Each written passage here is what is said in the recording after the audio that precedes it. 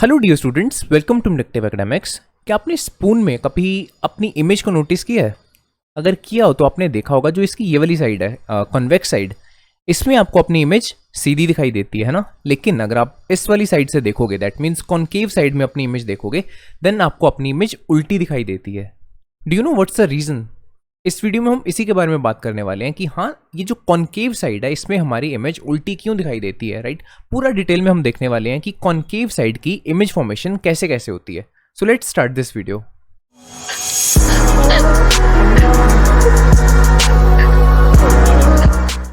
Clear? अब image formation को पढ़ने से पहले हम कुछ रूल्स देखने वाले हैं। सबसे पहले देखते हैं कि क्या होता है जब कोई रे पैरेलल जाती है प्रिंसिपल एक्सिस के, लाइक दिस, राइट? अब देखो, जनरली सेइंग हम ऐसा देख सकते हैं कि हाँ, यहाँ पे भी नॉर्मल ड्रॉ करेंगे, एंगल ऑफ इंसिडेंस यहाँ पे भी एंगल ऑफ रिफ्लेक्शन के इक्वल होगा और उसके अकॉर्डिंगली हम देख सकते हैं कि हाँ, रे कहाँ से जाएगी रिफ्लेक्शन के बाद। लेकिन यार, इतना टाइम थोड़ी ना किसी के पास कि वो एंगल्स देखेगा, है ना? So you can just remember, ये वाले जो जितने रूल्स हैं ना, ये आपके सिंप्लिसिटी के लिए हैं, राइट? सो दैट आपको एंगल्स वगैरह मेजर ना करने पड़े, सीधा आप देख सको कि हाँ, अगर कोई रे पैरेलल जा रही है प्रिंसिपल एक्सिस के, देन ये कहाँ से पास होगी, राइट? रिमेंबर, कोई भी रे अगर इंसिडेंट रे पैरेलल जाती है प्रिंसिपल एक्सिस के, it always passes through the focus after the reflection, ठीक है? चाहे मिरर कॉन्केव हो चाहे कॉन्वेक्स हो। लेकिन रिमेंबर, कभी भी रे डायग्राम्स में हमने लार्ज अपर्चर नहीं यूज करना है, राइट? जो मैं ये बात बोल रहा हूँ कि after reflection light rays focus से पास होती हैं, ये सिर्फ उस केस में ट्रू है जब अपर्चर बहुत छोटा होता है।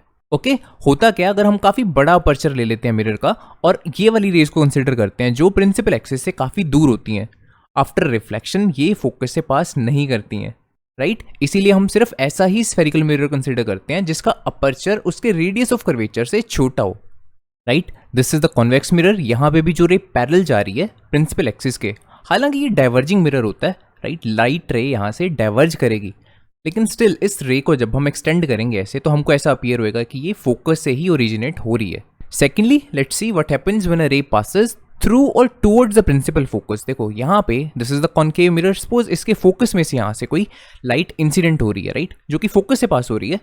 After reflection this ray will go parallel to the principal axis, right? You can remember this rule as well. कोई भी लाइट की रे जब फोकस में से पास होती है तो वो प्रिंसिपल एक्सिस के पैरेलल जाती है after the reflection. Similarly for the convex mirror, suppose कोई लाइट रे फोकस के टुवर्ड्स जा रही है, देखो पीछे तो ये मिरर सिल्वर्ड है, फोकस के पास तो ये जाने नहीं वाली, टुवर्ड्स फोकस जा रही है। थ्रू फोकस नहीं बोल सकते ना इस केस में, हम जस्ट कंसिडर कर सकते हैं कि हाँ, फोकस के पास जा रही है ये। After reflection it will also go parallel to the principal axis, ठीक है? Third, let's see what happens when a ray passes through और towards the centre of curvature. यहाँ पे कॉन्केव मिरर, राइट? यहाँ पे रे कोई पास हो रही है सेंटर ऑफ कर्वेचर से, ठीक है? अब इस पर्टिकुलर पॉइंट पे जहाँ पे हिट करी है रे ऑफ लाइट, अगर हमने नॉर्मल ड्रॉ करना हो, normal always passes through the centre of curvature, है ना? नॉर्मल भी इसी पॉइंट पे सेंटर ऑफ कर्वेचर से पास हो रहा है, तो एंगल ऑफ इंसिडेंस कितना होगा? एंगल ऑफ इंसिडेंस इज 0, और हमको पता है कि एंगल ऑफ इंसिडेंस तो ऑलवेज इक्वल होता है एंगल ऑफ रिफ्लेक्शन के। That means angle of reflection भी इक्वल टू 0 ही होएगा, है ना? दैट मीन्स जिस रास्ते से वो आई थी लाइट, उसी रास्ते से वापस चली जाएगी, राइट? एग्जैक्टली सेम पाथ को वो क्या करेगी? Back trace. Same is true for the convex mirror as well. यहाँ पे कोई लाइट रे सपोज जा रही है towards the centre of curvature, still यहाँ पे भी नॉर्मल जो होगा it will also pass through the centre of curvature. Angle of incidence यहाँ पे भी 0 है, right? So angle of reflection यहाँ पे भी 0 होगा और लाइट रे सेम पाथ को क्या करेगी? Back trace. Clear? Now for the concave mirror we have 6 different cases depending on the position of the object. Object कहाँ पे पड़ा हुआ है, कितनी दूर पड़ा हुआ है मिरर से, इस पे डिपेंड करेगा कि उसकी इमेज कैसी बनेगी और कहाँ पे बनेगी। अब इन सभी केसेस को हम 6 के 6 केसेस को 1 बाय 1 स्टडी करने वाले हैं। सबसे पहले स्टार्ट करते हैं पहले केस से, when the object is at infinity. Now about infinity, take care of one thing, that infinity is not a number. It is not equivalent to million, billion, trillion. Million, billion, trillion ये numbers हैं, but infinity number नहीं है, ठीक है? Generally कोई object बहुत दूर पड़ा हुआ है तब हम बोल सकते हैं कि हाँ, that object is at infinity, but infinity is not a number. ऐसा नहीं होता कि एक पर्टिकुलर पॉइंट था, उससे पीछे पीछे जब आप थे तब आप इन्फिनिटी पे नहीं थे, जैसे ही आपने वो वाला पर्टिकुलर पॉइंट क्रॉस कर लिया आप इन्फिनिटी पे पहुंच चुके हो। It is not like that, ठीक है? For all the practical purposes, अगर कोई भी ऑब्जेक्ट मिरर के रेडियस ऑफ कर्वेचर से काफ़ी दूर पड़ा हुआ है, इन दैट केस हम बोल सकते हैं कि that object is at infinity, ठीक है? So this is our concave mirror and suppose यहाँ पे कहीं पे बहुत दूर हमारा एक ऑब्जेक्ट प्लेस्ड है जिसको हम कंसिडर करके चल सकते हैं कि दैट इज एट इन्फिनिटी। अब यहाँ से इस ऑब्जेक्ट से लाइट रेज फॉल करेंगी मिरर पे, है ना। अब अगर ये वाली इंसिडेंट रे पैरेलल है प्रिंसिपल एक्सिस के, ये कहाँ से पास करेगी? Through the focus, right. Let's suppose another ray which is parallel to the principal axis, after reflection this ray will also pass through focus. लेकिन इन दोनों ही इंसिडेंट रेस को मैंने पैरेलल क्यों कंसिडर किया? क्या ऐसा कंसिडर करना ज़रूरी है? And the answer is yes, ज़रूरी है। जब भी हमारा ऑब्जेक्ट इन्फिनिटी पे प्लेस्ड होता है तो उससे जो लाइट रेज हमारे पास आती हैं they are always parallel to each other. इस चीज़ को इस डायग्राम की हेल्प से समझने की कोशिश करते हैं। देखो ऊपर हमारे पास यहाँ पे we have the sun which is acting as the source of light, and here we have the watermelon, ठीक है, जिसपे लाइट रेज हिट करेंगी सन की। क्लियर? अब यहाँ पे एक लाइट रे हिट करती है सपोज इसके टॉप पे, और एक लाइट रे हिट कर रही है वाटरमेलन के बॉटम पे। अब इन लाइट रेज को अगर हम देखेंगे, क्या हम ऐसा कंसिडर नहीं करके चल सकते कि ये दोनों लाइट रेज ऑलमोस्ट पैरेलल हैं, है ना। आप देख रहे हो ये दोनों ही लाइट रेज ऑलमोस्ट पैरेलल लग रही हैं क्योंकि ये आ रही हैं बहुत ही दूर से। अब इस पर्टिकुलर केस में क्योंकि ऑब्जेक्ट हमारा इन्फिनिटी पे था, इसलिए हमने क्या कंसिडर किया था कि लाइट रेज पैरेलल आ रही हैं एक दूसरे के, ठीक है। और ये दोनों ही लाइट रेज आफ्टर रिफ्लेक्शन कहाँ पे इंटरसेक्ट कर रही हैं? At focus. दैट मीन्स हमारी इमेज कहाँ पे बनेगी? एट फोकस, ठीक है। Then size of the image, size of the image कैसा है? सीधा दिख रहा है यार, पॉइंट साइज इमेज, क्योंकि चाहे ऑब्जेक्ट के टॉप से लाइट रेज आ रही हैं, चाहे ऑब्जेक्ट के बॉटम से लाइट रेज आ रही हैं, दोनों एक पर्टिकुलर पॉइंट पे मीट कर जा रही हैं, एग्जैक्टली सेम पॉइंट पे मीट कर जा रही हैं। इसीलिए इसका जो साइज होएगा it will be point sized. और क्योंकि ये दोनों ही लाइट रेज एक्चुअल में मीट कर रही हैं, इसलिए ये कैसी इमेज होगी? It will be a real image, and real images are always inverted. That means this image it will also be inverted. Then this is a second case when our object is beyond C. Beyond C that means C से बहुत दूर पड़ा हुआ है, इतना दूर नहीं कि उसको इन्फिनिटी कंसिडर कर सकें, लेकिन स्टिल काफी दूर है। अब यहां से लाइट रेज सपोज हिट करेंगी मिरर को। अगर कोई लाइट रे पैरेलल है जैसे ये वाली, it will pass through focus. लेकिन इस केस में हम ऐसा नहीं कंसिडर करेंगे कि सारी लाइट रेज जो यहाँ से आएंगी ऑब्जेक्ट से they will be parallel, no, ठीक है, क्योंकि ये ऑब्जेक्ट अब बहुत दूर नहीं है। यहाँ से अब लाइट रेज हर डायरेक्शन में जाएंगी, राइट। यहाँ से लाइट रेज हम ऐसा भी कंसिडर कर सकते हैं कि फोकस से पास कर रही हैं, यहाँ से लाइट रे हम ऐसा भी कंसिडर कर सकते हैं कि सेंटर ऑफ कर्वेचर से पास कर रही हैं, right. We just need two rays. हमने एक रे ऐसी कंसिडर करी जो पैरेलल थी प्रिंसिपल एक्सिस के, let's consider another ray which is passing through the centre of curvature. अब उस रे को भी कंसिडर कर सकते हो जो फोकस में से पास करेगी। It all depends on you, ठीक है। You need two rays at least, two incident rays और उसके बाद टू रिफ्लेक्टेड रेज, ठीक है। अब यहाँ पे लेट से हमने कंसिडर की है ये वाली रे जो पास कर रही है सेंटर ऑफ कर्वेचर से, राइट। और जो रेज सेंटर ऑफ कर्वेचर से पास करती हैं आफ्टर रिफ्लेक्शन वो कहाँ जाती हैं? सेम पाथ को बैक ट्रेस करती हैं। अब ये दोनों ही रिफ्लेक्टेड रेज जो येलो रेज मैंने शो की हुई हैं, ये कहाँ पे इंटरसेक्ट कर रही हैं? At this particular point. That means इसकी इमेज यहाँ बनेगी between C and F. Centre of curvature और फोकस के बीच में कहीं पे बनेगी हमारी इमेज। ओके, अब इस इमेज का साइज कैसा है अगर ऑब्जेक्ट से कंपेयर करें? देखो ऑब्जेक्ट जो था मैंने यहाँ पे पिंक कलर में शो किया हुआ, it is very large as compare to the image, right. और I can say the image that is very very small as compare to the object, है ना। दैट मीन्स हर इमेज इज डिमिनिश्ड। डिमिनिश्ड का मतलब क्या होता है? छोटा। अब इस इमेज का नेचर कैसा है? देखो सबसे पहले रियल है या वर्चुअल? लाइट रेज एक्चुअल में इंटरसेक्ट कर रही हैं, that means the image is real. और क्योंकि सीधा दिख रहा है कि जो इमेज है ये उल्टी बन रही है, प्रिंसिपल एक्सिस के नीचे इंटरसेक्शन हो रही है ना, दैट मीन्स ये इमेज कैसी होगी? It will be a inverted image. Then moving on to our third case when our object is at centre of curvature. यहाँ पे हमारा ऑब्जेक्ट है, क्लियर। अब यहाँ से अगेन लेट्स कंसिडर कोई लाइट रे पैरेलल जा रही है प्रिंसिपल एक्सिस के, after reflection it will pass through the focus. And एक और लाइट रे कंसिडर करते हैं जो पास कर रही है फोकस के थ्रू। ये आफ्टर रिफ्लेक्शन कैसे जाएगी? Parallel to the principal axis, और हमारी इमेज बनेगी यहाँ पे। यू कैन सी जहाँ पे ऑब्जेक्ट प्लेस था वहीं पे हमारी इमेज बन रही है। सेंटर ऑफ कर्वेचर पे हमारा ऑब्जेक्ट प्लेस्ड है और सेंटर ऑफ कर्वेचर पे ही हमारी इमेज बन रही है, clear. So position of image that is also at C. Size of the image we can clearly see the image that is of exactly same size as of the object, ठीक है।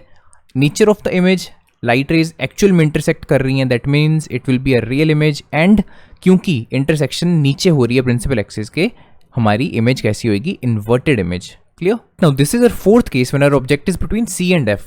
देख रहे हो धीरे धीरे हम मिरर के पास आते जा रहे हैं। पहले हमने इन्फिनिटी से स्टार्टिंग की, then beyond C, then at C, and now between C and F. इसके बाद सिर्फ दो केसेस रह जाएंगे हमारे, at F and between F and P, ठीक है। अब यहाँ पे बिटवीन सी एंड एफ हमारा ऑब्जेक्ट प्लेस्ड है। यहाँ से अगेन जो लाइट रेज पैरेलल आएंगी प्रिंसिपल एक्सिस के, they will pass through focus after the reflection. And जो लाइट रेज फोकस से पास करेंगी they will go parallel to the principal axis after the reflection. दोनों रेज कहाँ पे इंटरसेक्ट कर रही हैं? बियॉन्ड सी, दैट मीन्स हमारी इमेज बनेगी बियॉन्ड सी। क्लियर? ठीक है। Size of the image you can clearly see this green arrow, this is our image, this is larger than the object, that means our image is enlarged. And the nature of the image, यहाँ पे भी again actual में intersection हो रही है, that means real and principal axis के नीचे intersection हो रही है, दैट मीन्स इन्वर्टेड। ये तो आपको याद ही हो जाना चाहिए कि रियल इमेजेस जहाँ पे भी बनती हैं दे आर ऑलवेज इन्वर्टेड। और next case is when the object is present at the focus. देखो ये केस बहुत इंटरेस्टिंग है। यहाँ पे सपोज ऑब्जेक्ट हमारा फोकस पे प्लेस्ड है। क्लियर? अब यहाँ पे सपोज एक रे ऑफ लाइट पैरेलल जा रही है प्रिंसिपल एक्सिस के, it will pass through focus, है ना। और सेकंड रे जो यहाँ पे हिट कर रही है मिरर को नॉर्मली, दैट मीन्स इस सरफेस से यहाँ पे 90 डिग्रीज का एंगल बना रही है, that will pass through the centre of curvature. अभी दोनों ही रेज एक दूसरे के क्या है? पैरेलल, है ना। दैट मीन्स ये कहाँ पे जाके मीट करेंगी? दोनों रेज एट इन्फिनिटी। हम ऐसा बोलते हैं कि parallel rays they meet at infinity, that means हमारी इमेज कहाँ पे बनेगी? At infinity. और साइज कैसा होगा इमेज का? यार देखो यहाँ पे भी अगर ये मीट कर जाती तब भी इमेज का साइज इतना बड़ा होता। इसका तो पता ही नहीं हमको कहाँ पे जाके मीट करने वाली है। इन्फिनिटी पे बोल रहे हैं, that means size of the image it will be humongous, it will be highly enlarged and the nature of the image it is also going to be real and inverted, right. अब देखो इस case को मैं इतना interesting क्यों बोल रहा हूँ, क्योंकि इसमें इमेज बहुत ही बड़ी बन रही है ना। अब इस चीज को हम एक्चुअली करके भी देख सकते हैं यूजिंग अ स्पून। देखो अब तक हमने 5 केसेस पढ़े। पहला जिसमें पॉइंट साइज इमेज बन रही थी, then diminished, then same size, then enlarged and then highly enlarged. यहाँ पे इमेज का साइज धीरे धीरे बड़ा होता जा रहा है जैसे जैसे हमारा ऑब्जेक्ट इन्फिनिटी से उस मिरर के पास आता जा रहा है। You can also do it your self. आपको करना है, सिर्फ एक स्पून चाहिए और उसकी कॉनकेव साइड में आपको अपनी इमेज देखनी है, ठीक है। और धीरे धीरे उसका जो डिस्टेंस है स्पून का आपसे, उसको कम करना है, स्पून को अपने पास लाना है, इन शॉर्ट, ठीक है। और यू विल नोटिस दैट उसका जो इमेज का साइज यहाँ पे बन रहा है वो धीरे धीरे क्या होता जाएगा? बड़ा। यू कैन सी जैसे जैसे हम स्पून को पास ला रहे हैं अपने, इमेज का साइज बढ़ता जा रहा है और एक ऐसा पर्टिकुलर पॉइंट आएगा जहाँ पे जाके इमेज का साइज बहुत ही बड़ा हो जाएगा। अब इस पर्टिकुलर पॉइंट पे देखो आप, इमेज काफी डिफॉर्म्ड हो चुकी है, राइट। हम इसको पहचान भी नहीं सकते कि ये क्या चीज है। और क्यों नहीं पहचान पा रही? क्योंकि इमेज का साइज ही बहुत बड़ा है, right. It is highly enlarged. अभी ये वाला पर्टिकुलर केस है ना, यहाँ पे इमेज अगर सही मायने में देखा जाए ये कहाँ पे बन रही है? It will form at infinity, right. Secondly you can notice that यहाँ पे स्पून को चाहे मैं जितना मर्जी पास ला रहा हूँ, इमेज हमारी इन्वर्टेड की इन्वर्टेड ही है ना। इवन लास्ट टाइम तक यहाँ पे इमेज हमारी क्या बन रही थी? इन्वर्टेड। लेकिन कॉनकेव मिरर के केस में एक केस ऐसा भी होता है जिसमें हमारी इमेज सीधी बनती है, इरेक्ट बनती है। अब उस पर्टिकुलर केस को स्टडी करते हैं। अब देखो हमने स्टार्ट किया था इन्फिनिटी से। इन्फिनिटी से हम धीरे धीरे ऑब्जेक्ट को मिरर के पास लाते गए, लेकिन इमेज जो हमारी थी वो हमेशा रियल एंड इन्वर्टेड ही बनी। हर केस में real and inverted, real and inverted. कोई भी सिंगल केस भी ऐसा अभी तक नहीं आया जिसमें हमारी इमेज इरेक्ट बन रही हो, राइट। और अगर हम पैटर्न वाइज देखें कि यार इन्फिनिटी से फोकस तक नहीं बनी तो इसके आगे भी अगर हम ऑब्जेक्ट को लेके जाएंगे तो शायद तब भी ना बने, राइट, अगर हम कॉमन सेंस लगाएं।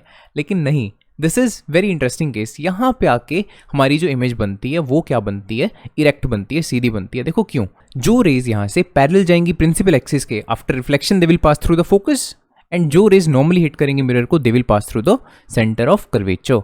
अब ये दोनों रेज यहाँ से क्या हो रही है? नीचे डाइवर्ज, राइट। नीचे तो दैट मीन्स ये कहीं पे एक पॉइंट पे आके मिलने नहीं वाली, इंटरसेक्ट नहीं करेंगी। लेकिन अगर इन दोनों रेस को हम ऐसे एक्सटेंड करें इधर ऊपर की तरफ, देन हमको ऐसा लगेगा कि हाँ ये दोनों रेस यहाँ पे आके मीट हो रही हैं, यहाँ से ओरिजिनेट हो रही हैं, यू कैन से, है ना। दैट मीन्स यहाँ पे इसकी एक वर्चुअल इमेज बनेगी, राइट। हमको ऐसा परसीव होगा यहाँ पे कि एक इमेज है, यहाँ पे दोनों रेज एक्चुअल में इंटरसेक्ट नहीं कर रही हैं। दैट्स वाई ये रियल इमेज नहीं है, this is a virtual image. And क्योंकि ये इमेज प्रिंसिपल एक्सिस के ऊपर बन रही है, इसलिए this image is erect image, ये सीधी इमेज बनेगी, right. And you can even try it yourself. आपको क्या करना है? हमने जो पहली एक्टिविटी की थी ना कि कॉनकेव साइड में देखते हुए धीरे धीरे स्पून को अपनी आई के पास लेके आ रहे थे, राइट।